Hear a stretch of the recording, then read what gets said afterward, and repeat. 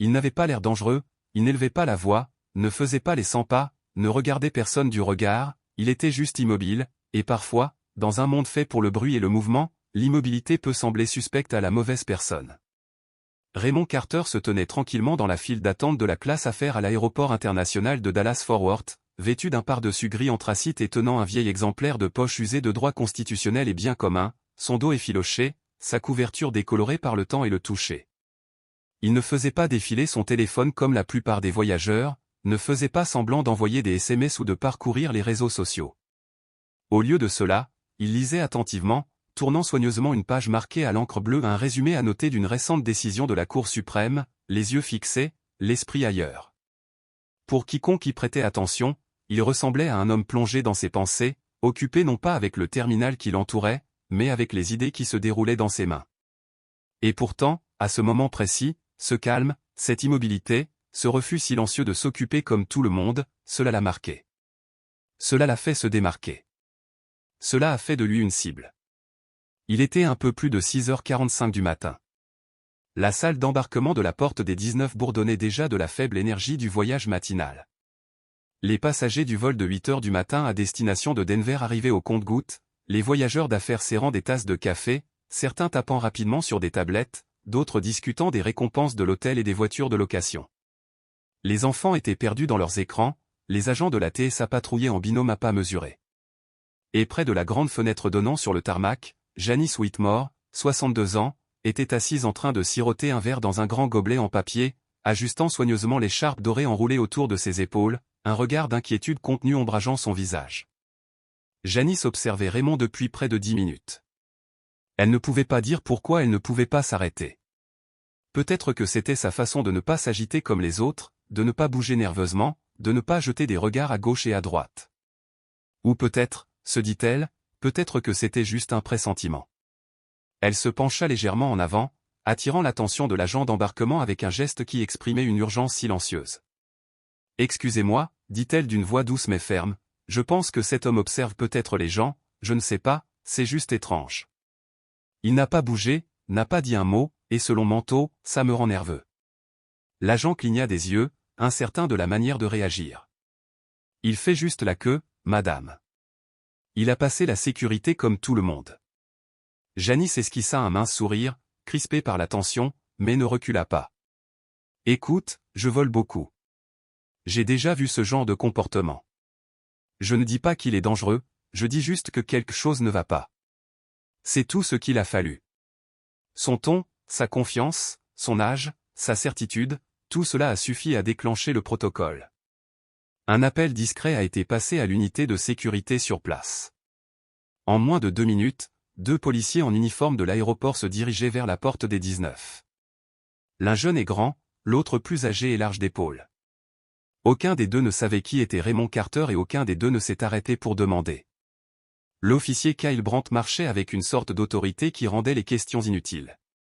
À 30 ans, il était en forme, confiant et se comportait avec la conviction que son instinct ne se trompait jamais. Son partenaire, l'agent Derek Sullivan, était plus calme. À 45 ans, il était en poste depuis plus longtemps, avait vu plus de gris que de noir et blanc. Mais aujourd'hui, il n'a pas contesté le moment pas encore. Alors qu'ils approchaient de la porte, Kyle vérifia à nouveau le bon d'expédition. Homme, noir, la soixantaine, manteau long, comportement suspect, c'est tout ce qui était écrit. Aucune menace. Pas d'armes. Juste un soupçon. Raymond Carter était toujours dans la file d'attente de la classe affaires. Son livre maintenant fermé, sa carte d'embarquement et sa carte d'identité dans une main, son petit bagage à main en cuir dans l'autre. Il sentit le changement dans l'air avant qu'un mot ne soit prononcé. L'ondulation de l'attention. La tension subtile qui suit l'autorité. Il tourna légèrement la tête et les vit, 2 officiers marchant droit vers lui, les yeux fixés, les mains près de leur ceinture. « Monsieur, » dit Kyle assez fort pour que les têtes à proximité se tournent, « nous devons vous parler un instant. » Raymond se tourna complètement vers eux, calme comme toujours.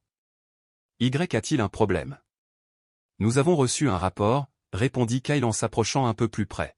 « Vous mettez les autres passagers mal à l'aise. » Le sourcil de Raymond se leva légèrement. En faisant la queue. Kyle n'a pas répondu à la question.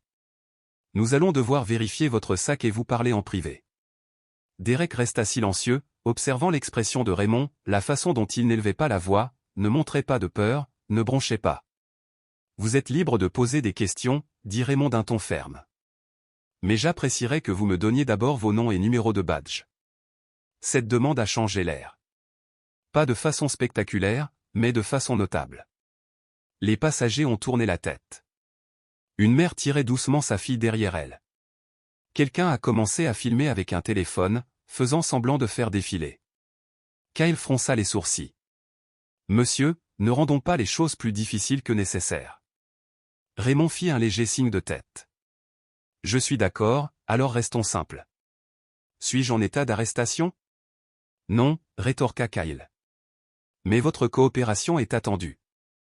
Alors, s'il vous plaît, clarifiez ce dont on me soupçonne. Le ton de Kyle s'édurcit. Nous n'allons pas faire ça ici. Sortez du rang. Raymond n'a pas discuté. Il regarda autour de lui, vit les téléphones levés, le public silencieux. Puis, avec une dignité tranquille, il s'écarta. Il a remis sa carte d'identité et sa carte d'embarquement. Kyle les regarda à peine avant de faire un geste de tête vers le couloir de sécurité. Allons-y. Derek marchait derrière eux, les mains détendues à ses côtés, les yeux non pas fixés sur Raymond mais scrutant la foule, jaugeant les réactions, mesurant le doute. Raymond marchait en silence, le dos droit, les pas réguliers. Ce silence en disait long. Ce n'était pas un défi. Ce n'était pas de la peur. C'était savoir.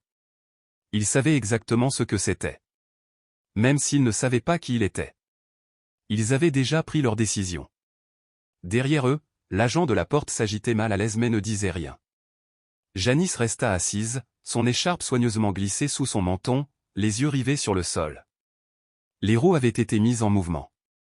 Et dès qu'ils se sont retournés et sont partis avec Raymond en remorque, les téléphones se sont élevés plus haut. Les murmures devinrent plus forts. Et l'histoire avait déjà commencé à s'écrire. Le couloir menant aux salles de projection privées n'était pas bruyant, mais il n'était pas silencieux non plus. Il y avait le faible bourdonnement des lumières fluorescentes. Le grondement lointain des valises à roulettes. L'écho étouffé des annonces dans l'interphone. Mais pour Raymond Carter, la chose la plus forte à ce moment-là était le poids de ce qui venait de se passer. Il n'avait pas peur. Il s'était retrouvé dans des pièces plus intimidantes que celle-ci. Mais il comprenait profondément le danger d'être mal jugé, surtout lorsque le pouvoir est exercé sans relâche. Kyle Brandt marchait un pas en avant, les épaules carrées, la posture rigide, le ton coupé. Derek Sullivan traînait derrière, les mains toujours au repos, l'expression indéchiffrable. Ils ont conduit Raymond dans une petite pièce sans fenêtre, nue, froide, avec 3 chaises, une table en métal et une caméra murale clignotant en rouge dans un coin. Kyle fit un geste vers la chaise. « Asseyez-vous. » Raymond n'a pas bougé immédiatement. « J'aimerais quand même savoir exactement de quoi il s'agit, dit-il d'un ton neutre. »« Nous y viendrons, » murmura Kyle en retirant un presse-papier du mur. Il ne s'est pas assis. Il se tenait en face de Raymond comme un sergent instructeur se préparant à aboyer des ordres. Raymond s'assit lentement, avec dignité, ajustant son manteau tandis que le froid de la chaise en métal pressait à travers le tissu. Sa carte d'identité et sa carte d'embarquement ont été placées dans un petit plateau près de la porte, intactes. Derek resta au fond de la pièce, les bras légèrement croisés, les yeux passant de Raymond à son partenaire et vice-versa. Kyle a griffonné quelque chose sur le presse-papier, puis a levé les yeux. « Indiquez votre nom complet. » Les yeux de Raymond se rétrécirent légèrement. « Vous avez mes papiers d'identité. » Kyle n'a pas cligné des yeux. « J'ai demandé ton nom. » Raymond Carter, répondit-il, calme mais ferme. Ancien ambassadeur des États-Unis pour les droits de l'homme, juriste actuel et conférencier invité à Georgetown. Les yeux de Derek s'écarquillèrent juste assez pour trahir la reconnaissance. Mais Kyle n'a rien dit. Il a simplement écrit quelque chose sur le formulaire et a murmuré dans sa barbe. Pseudonyme possible. C'est à ce moment-là que Derek fit un pas en avant, ses yeux se plissant avec une vigilance soudaine alors qu'il se tournait plus carrément vers Raymond. « Attends une minute, dit-il d'une voix basse et prudente, tu as dit Georgetown ? » « Oui, » répondit Raymond avec une certitude calme. Derek hésita, les roues tournant dans son esprit avant qu'il ne fasse un lent signe de tête, le genre qui ne venait pas seulement de la mémoire mais d'une reconnaissance imprégnée de temps. Vous avez enseigné mon cours de droit pénal. Droit de Georgetown. 2004. L'air de la pièce se transforma, comme si quelque chose d'ancien et d'invisible s'était libéré. Personne ne parla. Raymond inclina légèrement la tête, et une lueur de conscience illumina son regard. Sullivan, dit-il enfin, son nom atterrissant doucement mais sans équivoque dans le silence, vous étiez assis au 3e rang, tout à gauche, vous aviez toujours un carnet bleu marine. La bouche de Dererik s'entr'ouvrit légèrement. Ses épaules s'affaissèrent puis se redressèrent, comme si réflexe et émotion étaient en guerre. Oui, monsieur, murmura-t-il, et à ce moment-là, quelque chose se mit en place entre eux. Kyle jeta un regard aux deux hommes, sa confusion aiguë et teintée d'irritation.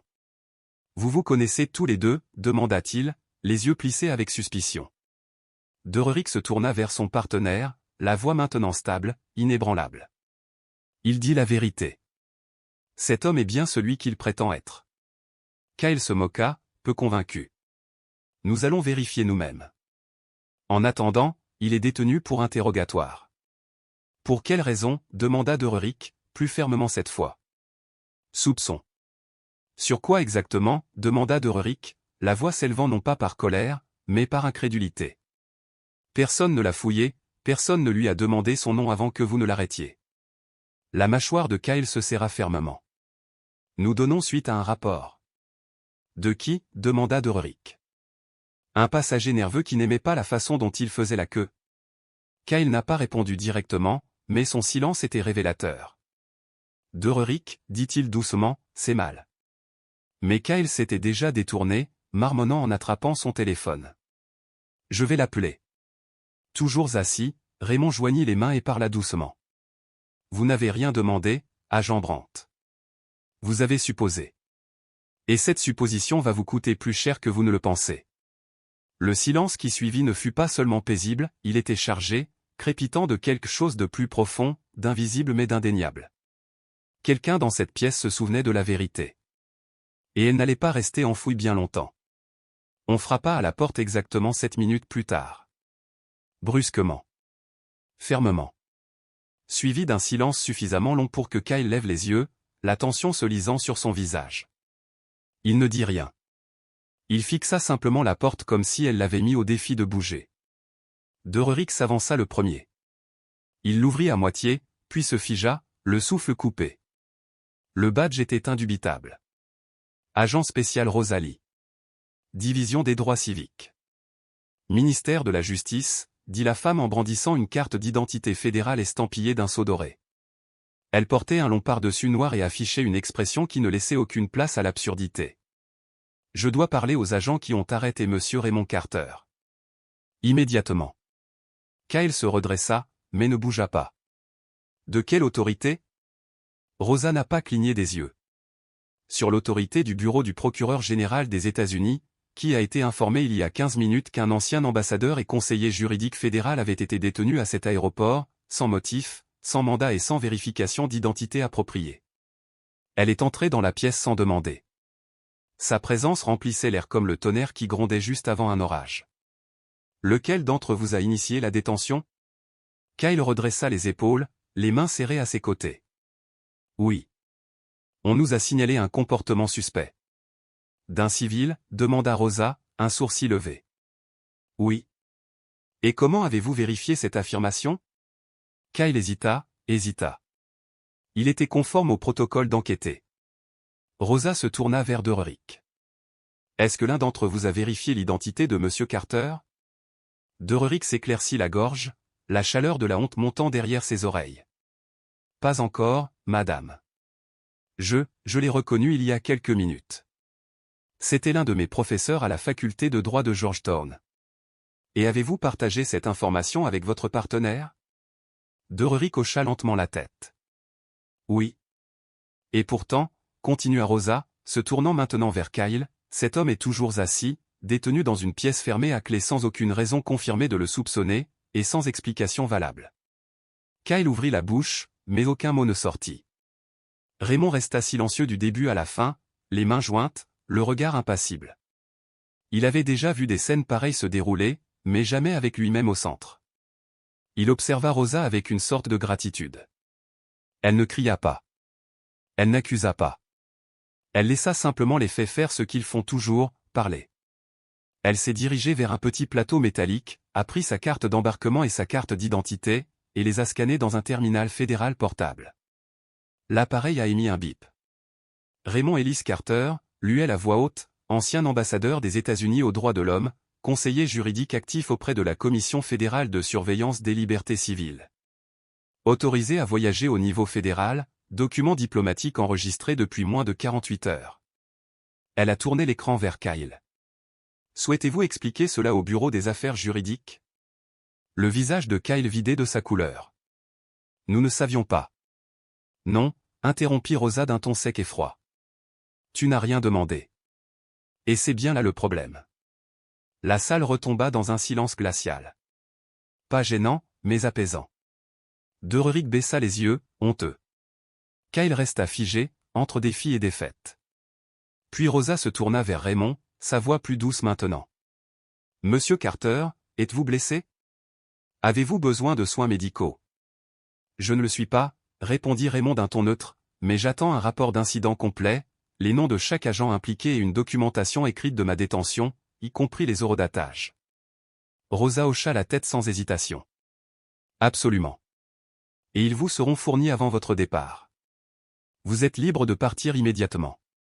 Elle fit un geste vers la porte. Mais Raymond ne se leva pas immédiatement. Il regarda Dererik droit dans les yeux. Tu n'as rien demandé non plus, dit-il, mais tu t'en souviens. Ce que tu feras ensuite compte plus que ce qui vient de se passer. Dererik hocha légèrement la tête, la gorge serrée, les mots lui manquaient. Il ne pouvait que prendre l'air d'un homme qui venait de voir le système qu'il servait du mauvais côté du miroir. Raymond se leva, lent et posé, ajustant les poignets de son manteau. Il passa devant Kyle sans un regard, suivant Rosa dans le couloir. Alors qu'ils avançaient, le personnel de l'aéroport s'écarta comme une masse. La nouvelle s'était déjà répandue. Les gens se regardèrent, mais ne parlèrent pas. En moins de 20 minutes, la vidéo de l'arrestation de Raymond avait été vue plus de 200 000 fois en ligne. Les gros titres commençaient à faire la une des journaux. Les questions se multipliaient. Mais Raymond ne se précipita pas. Il marchait avec la même dignité tranquille qu'il avait rendu suspect au départ.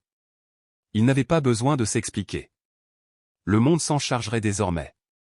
Et pour la première fois ce matin-là, il laissa échapper un soupir. Non pas de soulagement, mais d'impatience. Le plus dur n'était pas terminé. Il ne faisait que commencer. Au 3e étage du terminal D, dans le bureau des opérations, l'ambiance avait changé. La salle n'était pas paniquée, mais la tension était palpable. 3 superviseurs de la sécurité de l'aéroport, un représentant de la TSA et 2 chargés des relations publiques étaient assis autour d'une longue table tandis que Rosalie exposait les faits d'une voix ferme. Derrière elle, un écran diffusait l'image fixe de la vidéo devenue virale, Raymond Carter, calme, les mains sur les genoux, le visage indéchiffrable, entouré d'agents. L'image avait déjà été vue plus d'1 million de fois. Les principaux médias étaient interpellés. Rosa ne s'est pas souciée des présentations. Ce n'est pas seulement une erreur, dit-elle, son ton tranchant à travers la pièce comme du verre. Il s'agit d'un échec procédural, fondé sur des suppositions, des préjugés et l'absence de la vérification la plus élémentaire. Elle a cliqué sur une télécommande, faisant apparaître une autre diapositive, les lettres de créance diplomatique de Raymond, horodatées, avec l'autorisation des systèmes de voyage fédéraux. Il était légalement autorisé, entièrement contrôlé et muni de documents fédéraux. Pourtant, il a été arrêté, interrogé et humilié parce que quelqu'un se sentait mal à l'aise. Le chef de la sécurité de l'aéroport, un homme nommé Charles McMurray, s'agitait mal à l'aise sur son siège. Les agents répondaient à un rapport et pendant qu'ils agissaient. Rosa l'interrompit brusquement. C'est là le problème. C'est ainsi que la confiance dans les institutions publiques s'érode. Pas par la violence. Par l'incurie. Par l'arrogance. Elle s'est tournée vers l'attaché de presse qui tapait frénétiquement sur un ordinateur portable. Une déclaration a-t-elle été rédigée?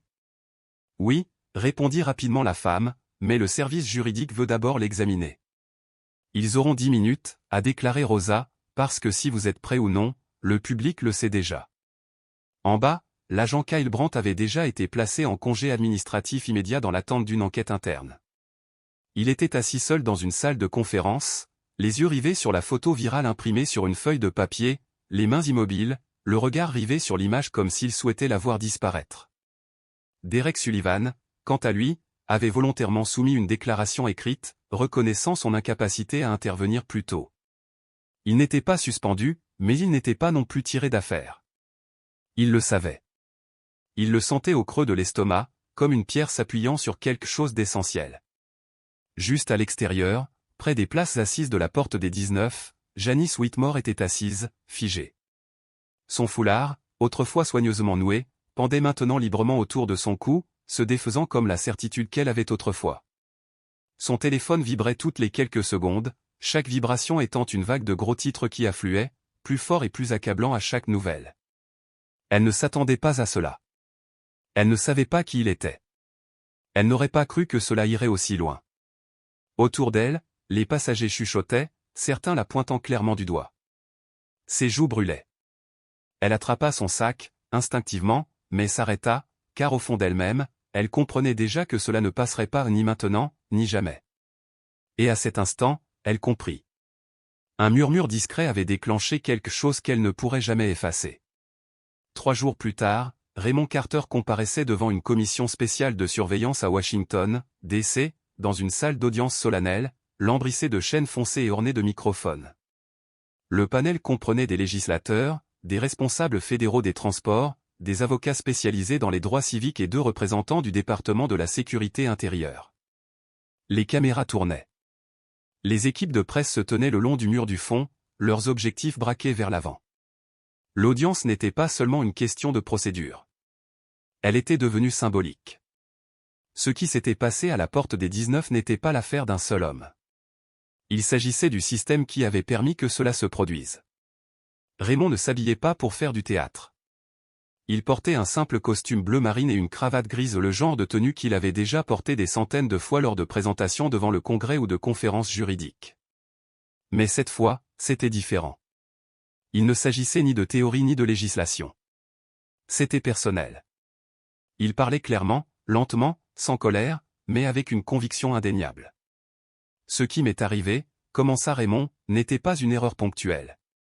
C'était le résultat d'une culture qui enseigne la suspicion avant l'enquête.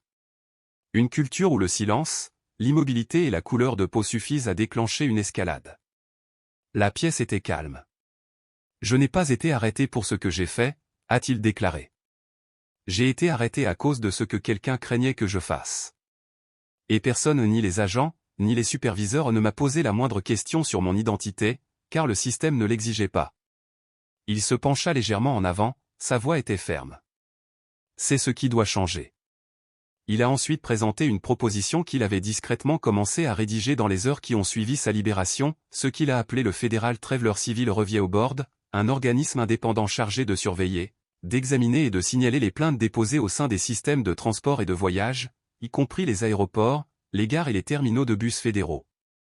Le modèle comprenait une vérification d'identité obligatoire en 2 étapes avant la détention, un accès à la caméra corporelle sur demande pour tout le personnel chargé de l'application de la loi, une documentation écrite des plaintes des citoyens dans les 24 heures et des panels civils indépendants pour examiner les incidents aggravés.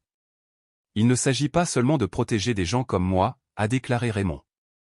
Il s'agit de préserver la confiance sur laquelle nous comptons tous lorsque nous entrons dans un espace public et que nous nous attendons à être traités équitablement. Un législateur a demandé, « Monsieur Carter, que diriez-vous à ceux qui pensent que ce n'était qu'une erreur ?» Raymond n'a pas bronché. « Une erreur, dit-il, c'est de renverser du café. Une habitude, c'est de ne même pas demander qui est quelqu'un avant de lui passer les menottes. » Des murmures parcoururent la foule. Même quelques membres du comité hochèrent la tête. Un autre responsable a demandé si Raymond demandait une indemnisation ou des dommages et intérêts. « Je ne suis pas ici pour me venger, » a-t-il répondu. « Je suis ici parce que si cela peut m'arriver, à moi qui compte des décennies d'expérience dans la fonction publique et une solide expérience internationale, imaginez ce qui arrive à ceux qui n'ont pas de caméra à portée de main, qui n'ont pas de titre, qui n'ont pas de voix. » À la fin de son discours, la salle était redevenue silencieuse, non pas parce que les gens s'en fichaient, mais parce qu'ils s'en fichaient. Profondément. Raymond ne cria pas. Il n'en avait pas besoin. Ces mots tombèrent comme des briques, les unes après les autres, construisant quelque chose de solide, d'indéniable. Le président du comité a clôturé l'audience par une déclaration finale. Que le procès-verbal montre que le témoin est non seulement crédible, mais aussi courageux. Raymond hocha simplement la tête, ramassa ses papiers et quitta la pièce. Il ne s'attarda pas sur les caméras ni sur les citations. Il avait dit ce qu'il avait à dire. Il était temps de construire ce qui devait l'être. L'idée, qui n'était née que de quelques pages dans le carnet de Raymond, a rapidement pris une ampleur considérable. En un mois, avec le soutien de juristes, de conseillers politiques et d'organisations de défense des droits civiques, Raymond a officiellement lancé l'initiative RICT Restaurer l'égalité d'accès grâce à la transparence civile. L'organisation avait un objectif en tête, s'assurer que ce qui s'est passé à la porte des 19 ne se répète pas discrètement dans tout le pays. Installé dans un modeste bureau à Washington, RICT est devenu un véritable pôle d'action non pas de bruit, ni d'indignation, mais un travail silencieux, constant et acharné. L'association a commencé à recueillir les témoignages de voyageurs victimes de discrimination, d'intimidation ou de détention injustifiée dans les gares routières. Certaines histoires reflétaient exactement celles de Raymond, suspicion sans fondement, escalade sans fait, silence pris pour de la culpabilité. D'autres étaient encore plus douloureuses. Une mère latino-américaine séparée de son enfant à la gare routière. Un vieil homme sikh interrogé pendant des heures à cause d'un turban. Un voyageur sourd menotté pour avoir refusé d'obéir à des ordres. Ces personnes n'avaient aucune couverture médiatique, aucun hashtag tendance, mais désormais, elles avaient un endroit où se faire entendre. L'équipe de RICT a créé une base de données numérique appelée Civil Travelers Archive, un système sécurisé et anonyme permettant aux individus de signaler et de suivre leurs plaintes sans crainte de représailles. Chaque signalement était enregistré, examiné et confié à un bénévole civil formé au protocole juridique et aux droits de l'homme. Des tendances ont commencé à émerger. Certains aéroports. Certains types de plaintes. Certains agents. Et à chaque cas, RICT gagnait en popularité. Raymond n'avait pas besoin d'en être le visage. Il ne le souhaitait pas. Il s'est plutôt concentré sur les infrastructures, rédaction de notes fédérales, consultation auprès des ministères des Transports et création de partenariats avec des facultés de droit pour créer des bourses tournantes destinées aux étudiants intéressés par la responsabilité publique. 6 semaines plus tard, l'initiative publiait son premier rapport majeur, une analyse des schémas de profilage racial et comportemental dans 5 grands aéroports. Les données étaient incontestables. Elles ont immédiatement suscité des débats dans les médias et les cercles gouvernementaux. Un sous-comité du Congrès a cité les conclusions de RICT dans un nouveau projet de loi proposant une surveillance au niveau fédéral des systèmes de traitement des plaintes dans les aéroports. Lorsqu'on lui a demandé de commenter, Raymond a simplement déclaré. Il ne s'agit pas de réparer les aéroports, mais de remettre en question les hypothèses. Ce qui comptait le plus pour lui n'était pas l'intensité du mouvement, mais sa profondeur. Et à mesure que de plus en plus de voix se sont jointes à lui, les fondations silencieuses qu'il a posées ont commencé à porter le poids d'un véritable changement, celui qui ne s'estompe pas après la fin du cycle de l'actualité, mais qui se construit, brique par brique, nom par nom, cas par cas, exactement comme il l'avait prévu. Un an plus tard, l'initiative RICT était devenue une force de changement reconnue à l'échelle nationale. Elle n'était pas tapa accent grave-l'œil. Elle ne s'appuyait pas sur une vague d'indignation virale. Au contraire, elle était reconnue pour sa cohérence, sa clarté et sa force tranquille. Et au centre de tout cela, Raymond Carter est resté aussi calme que le jour où il a été retiré de cette ligne d'embarquement. Il n'apparaissait plus régulièrement devant les caméras ni lors d'audience. Il préférait les salles de classe aux tribunes, les centres communautaires aux conférences. Pour lui, l'essentiel de la justice ne consistait pas seulement à changer les lois, mais à changer les mentalités. Par un après-midi de printemps baigné d'une chaleur douce et vibrante, Raymond se tenait droit, seul face à une salle comble, dans une modeste salle municipale d'un quartier de Richmond, en Virginie. Ce n'était ni une assemblée de juristes ni un congrès d'intellectuels.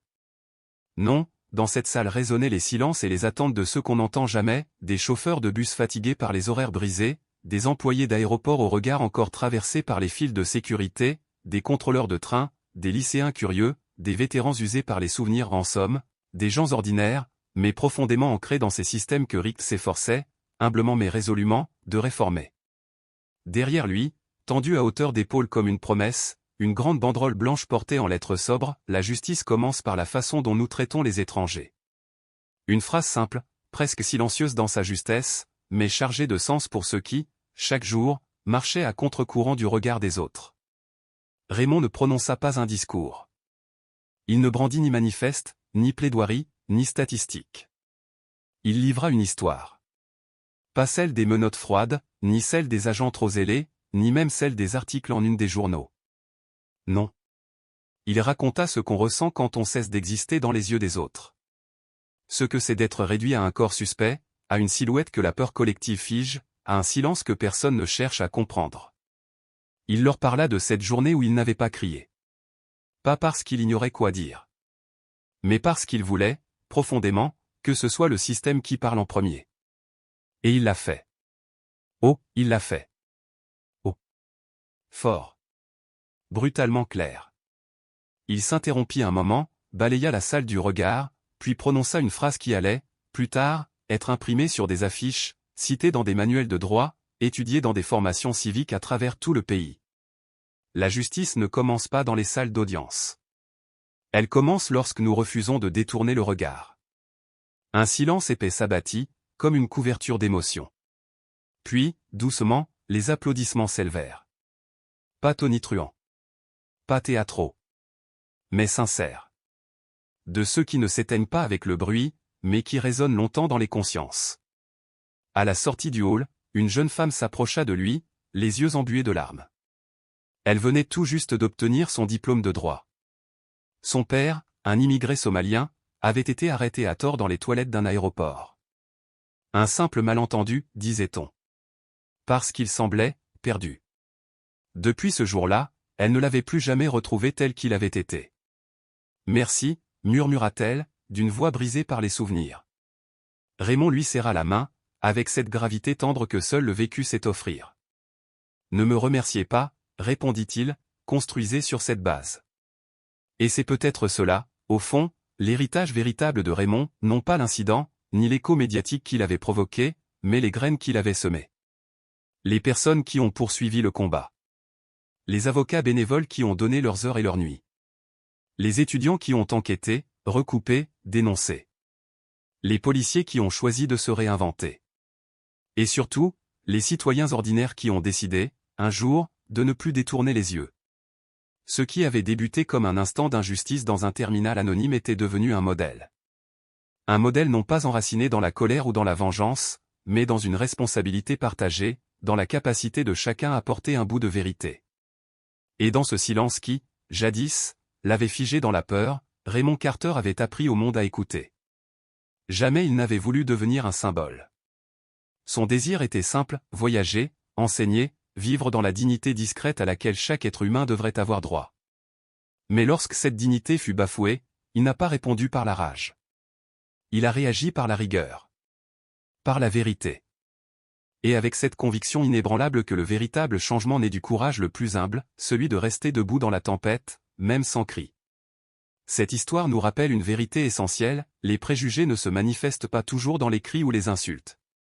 Ils s'insinuent, parfois, dans les suppositions les plus banales, dans les regards fuyants, dans les silences gênés.